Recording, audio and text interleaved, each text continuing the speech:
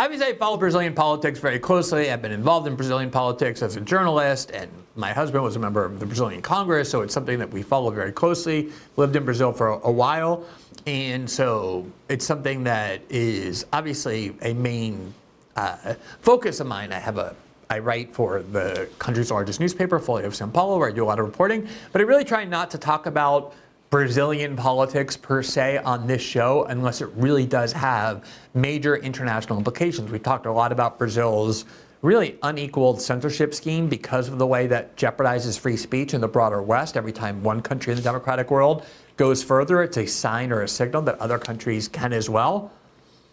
And there's a case now in the federal court that really does have major implications, not really for Brazil, but for the United States.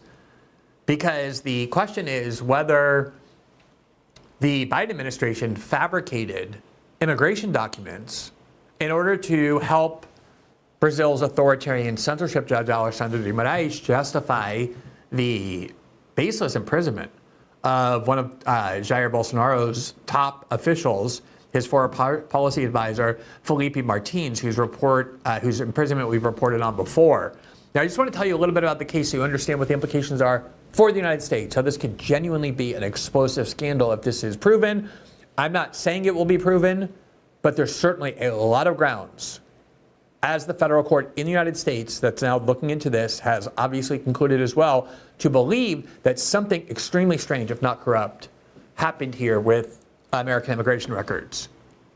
Now, first of all, Felipe Martins was arrested in Brazil in February of 2024. Here you see the headline in Folha of São Paulo.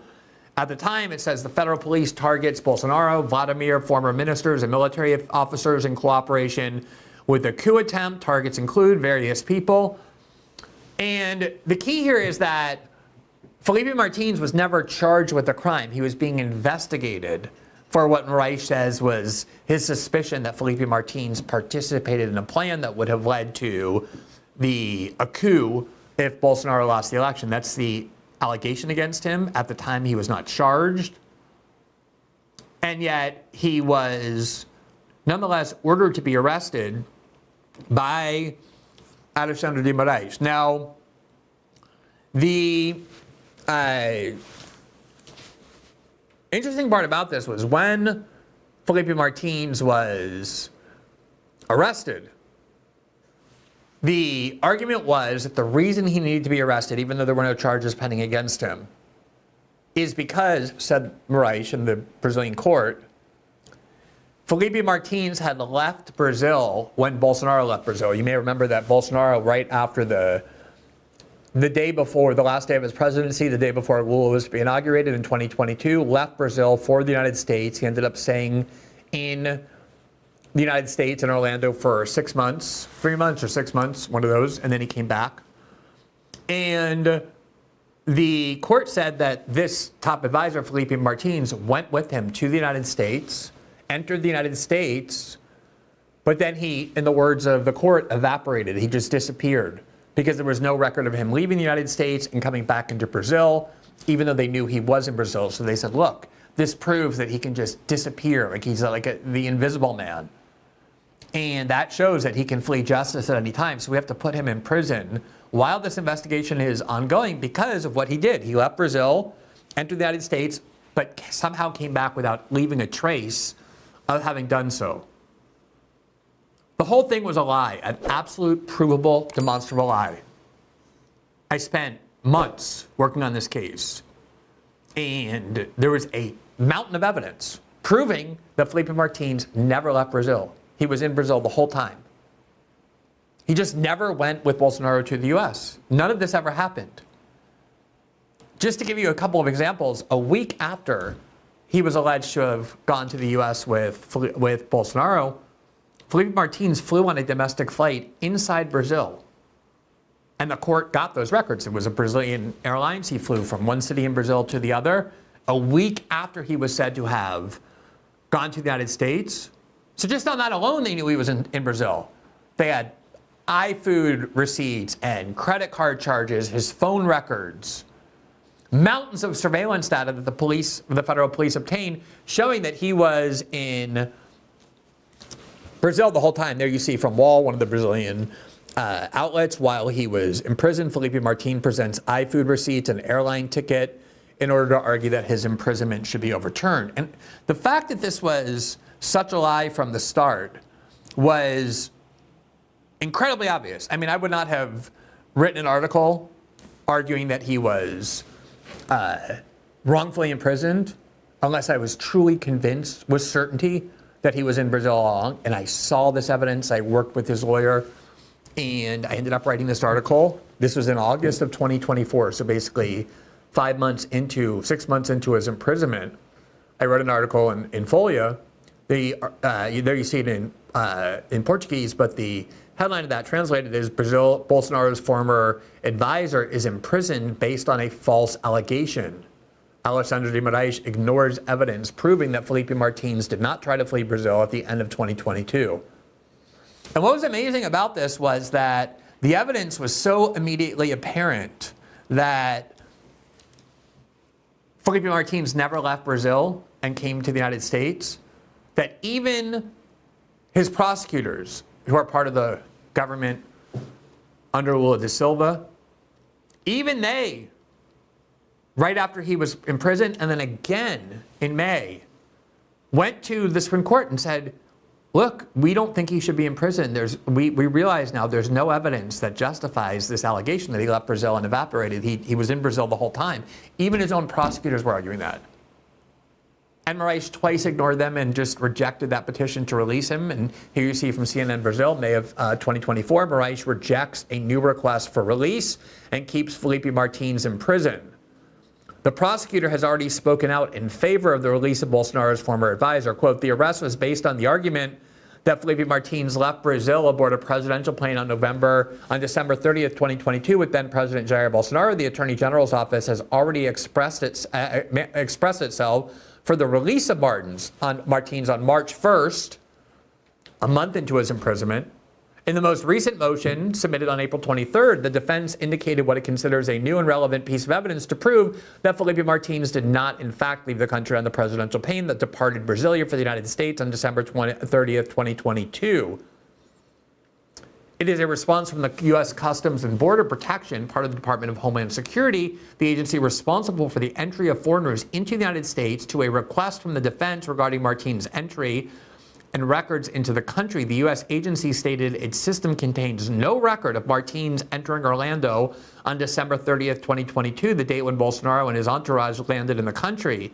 It also confirmed that his last recorded entry in the U.S. was in September of 2022 via New York. So he never even entered the U.S. until 2 months before they claim he did, and then he came back. He just never went to the U.S., and the evidence was overwhelming in this regard.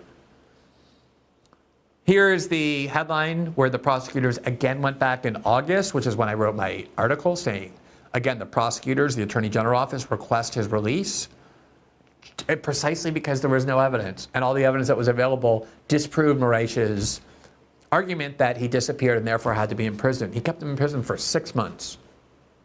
The reason they wanted him in prison, and they've done this many times before, they imprison people and they say, you're not going to get out unless you start turning on Bolsonaro and his top aides. And if you admit that they actually did a coup and you participated in it, we'll let you out. But if you don't, we're going to keep you in prison. So even knowing the whole imprisonment was based on a false accusation, they kept him in prison anyway. Now, what the key event here that happened is after all that evidence was demonstrated that he never left Brazil, and after the Customs and Border Patrol said we have no record of him entering Brazil, suddenly, in the middle of his imprisonment, somehow in the Customs and Border Patrol system, there was created, or there emerged out of nowhere, a record that, contrary to what they had said previously, now said, oh yeah, we actually do have a entry record in our system for Felipe Martins. And that was when Moraes said, oh look, even now the Border Protection Agency in the U.S. says, yes, he did enter the U.S., but that he actually never left. It got manufactured out of nowhere. And then Moraes used that to justify it. Here's the U.S. Customs and Border protection record, the first one that was produced, that appeared in the middle of all this. This is the Customs and Border Protection Agency under Joe Biden. And here they purport to have the most recent entry date into the United States of December 30th, 2022. That's when that presidential pain with Bolsonaro came to the United States. Suddenly they had, oh, there I go, no, we do have a record of him entering the United States on exactly that date. And then Rice said, oh, look, he got some reporter extremely close to the Supreme Court that serves as their spokesman, especially Reich, published an article, oh, there is now an immigration record showing that he entered the U.S. and evaporated, even though before there wasn't. And this record was so bizarre, not just because it appeared out of nowhere, but because it had so many mistakes in it. For example, it misspelled his first name. There you see the American spelling of Felipe, F-E-L-I-P-E. His name is actually F-I-L-I-P-E, so they misspelled his name. They also had here a passport number that was actually an old passport number right here. This was an invalid passport from years before that he hadn't used. And also it had him entering on a type of visa that he never had and never used. It's like 3 very clear mistakes on this document that appeared out of nowhere. Then once they started interrogating and saying, well, what is this document? Where did it come from? How did you get that? They started kind of backtracking. And what they did was, first, they took all 3 of those errors that Felipe Martin's lawyer said, how can this be a real record? It has 3 errors. And they just quietly changed it retroactively in the system. So now they spelled his name correctly. They changed the document number to reflect his document number and changed the type of visa they said he entered on. They just retroactively changed the immigration records quietly with no note that they had done so. And then as more pressure was put on them saying, what is all this? They finally changed the record to reflect the reality, which was that his most recent entry into the United States was actually in September of 2022. So 2 months before that Bolsonaro plane went. He clearly was not on it. They had his name right, his passport right. But do you see they eliminated that record saying that he entered at the end of December, which is what the whole basis was for his imprisonment. Why were these immigration records in Customs and Border in the United States trifled with, played with, and potentially fabricated at exactly the time that Moraes needed some evidence to keep him in prison? One thing I can tell you is there are a lot of Brazilians who work in the United States, who live in the United States, who have become citizens of the United States, but obviously pay a lot of attention to Brazilian politics. And there's a lot of them who work there. I know Martin's lawyer one time called the Orlando Customs and Border Patrol where this came from, and they ended up speaking to the person who was responsible or overseeing this, and he had a clear Brazilian or Portuguese accent in English. So there's a lot of mystery here. And not just mystery, but a lot of basis for suspicion. Obviously, if someone's going in, if the Customs Border Patrol can go in and start manipulating immigration records or changing them or just erasing data, that's a huge national security threat. These are the records that tells us who comes into the country, when they come in. And if somebody committed immigration fraud of this kind, if somebody created fabricated records in this system for purely political reasons to help keep a Bolsonaro advisor, who the Biden administration obviously hated, lots of people hate the Bolsonaro movement, all to help this Judge Moraes, unjustly keep someone in prison. And that's something people should go to prison for in the United States. That's forgery, that's fraud.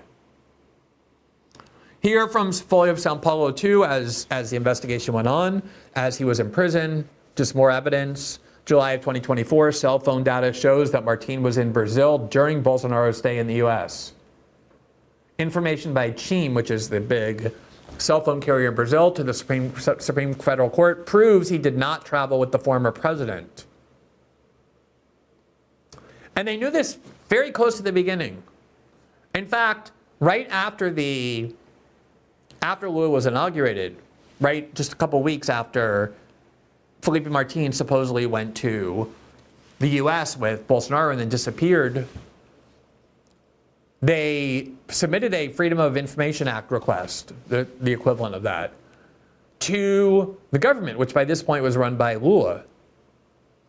And they said, request for information about the flight to Miami that transported the former president of the Republic, Jair Bolsonaro, among others. And the government said the official delegation on the plane was composed of, and they list the people, former President Jair Bolsonaro, his wife, the former First Lady, and you just go through that list, and Felipe Martins is not on it. This was available a year before Moraes ordered him imprisoned. He just wasn't on the plane. He never was on the plane. He never left Brazil. So now what has happened is they have filed a lawsuit, if we can pull that up.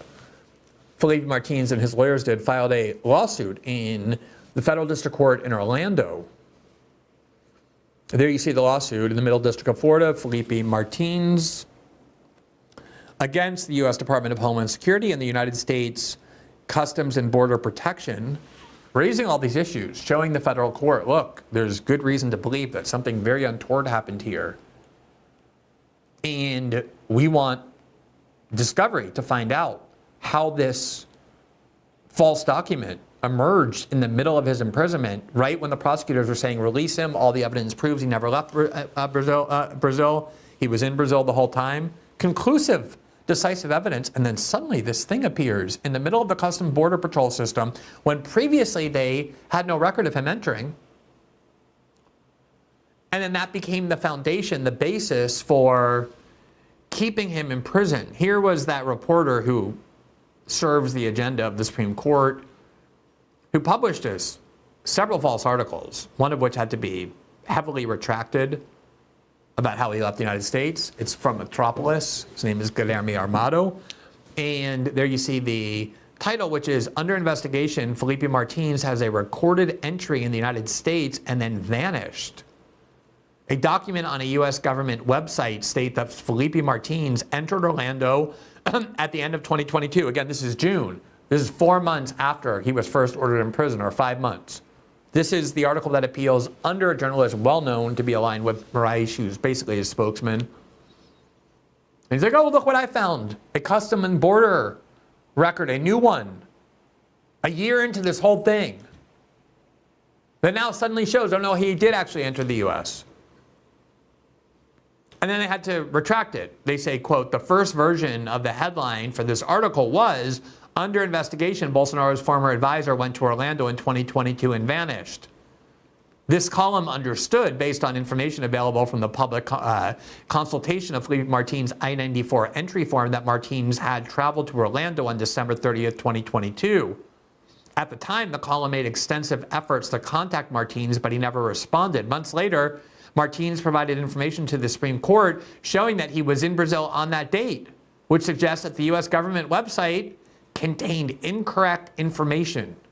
They even had to admit it, the people who were desperate to keep him in prison, because it was so provably false. So even this reporter who found this record and said, oh, look, this proves he evaporated, came to the U.S. and evaporated, now had to go back and retract the entire story, saying that, quote, the U.S. government website contained incorrect information. Though we have never received a response from Martins' lawyers, in the interest of accuracy, the column made this correction. We understand it was necessary because as of the publication date of this text, based on the I-94 data, the most accurate statement would have only been that there was a received entry, not that he had, in fact, traveled to the United States. I mean, this is, regardless of why this happened, this is a massive scandal, because you cannot have radically incorrect information in the U.S. Customs and Border System about entry into the United States. Again, it's a huge national security problem. That is the border. That's what's supposed to keep out people, to tell the United States government who enters. And I guess it's possible sometimes mistakes get made in bureaucracies, but this would be an extremely coincidental mistake. That exactly at the time when the Supreme Court judge, Moraes, knew that Felipe Martins had never left Brazil, that all this information that he long had even before he ordered Martins in prison, including federal police surveillance, all kinds of receipts showing that he was in Brazil the whole time. It was dispositive. Even the prosecutors admitted, suddenly at the exact right time, this Customs and Border Protection form in the United States emerges in their system, showing exactly what Moraes needed it to show in order to justify his ongoing imprisonment. And it is, really remarkable. The whole case is remarkable. The involvement of the United States is remarkable. Whether there was evidence to believe that the U.S. Customs and Border Protection participated corruptly in these events or just recklessly, either way, this should be a matter of great interest to the U.S. Congress, to American policymakers, to investigators. Now, fortunately, we have this judge in the United States who, as I said, is a Clinton-appointed judge, but clearly based on his commentary thus far on this lawsuit, it's only pending for a short amount of time. But he's already shown at least some degree of sympathy, some degree of concern about what really happened here. Here's Foley on April 2nd of this year reporting on the court case in the U.S. Quote, U.S. court schedules a hearing in the case alleging fraud in the entry of Bolsonaro's former advisor into the country. Felipe Martins, one of those indicted by Brazil's Attorney General's office, will be heard on April 9th in Orlando.